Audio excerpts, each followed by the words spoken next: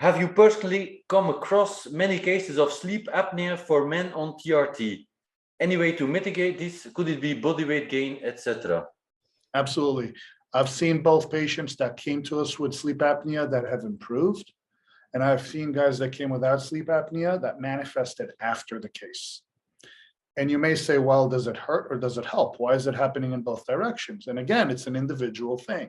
So we have to first assess what is sleep apnea and why does it happen? In a nutshell, it's an obstruction of breathing in your sleep. And that obstruction leads you to hold your breath, and it can lead to hypoxia, slow hypoxia that becomes chronic over time. And this can lead to brain damage and other, negative manifestations to your body. So essentially, one of the things we know that occurs is being overweight. If there's pressure on your chest and you tend to sleep on your back, you're going to feel that compression and it's going to make it harder to breathe.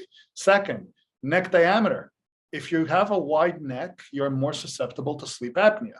Now, here's the caveat here. It doesn't matter if it's obesity from fat or obesity from a bodybuilder.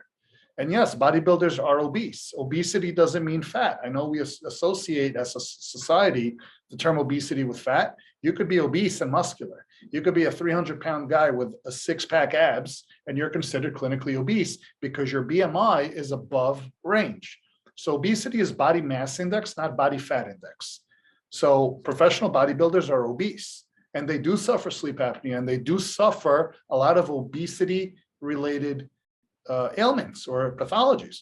Now, it may not always be metabolic syndrome, which is more associated with fat, but they do have the cardiovascular diseases that go with obesity because their heart does have to pump more blood to all of those tissues. So understand that if you have a wide neck and you are obese in terms of BMI index, you're very susceptible to sleep apnea. And then lastly, it's genetic.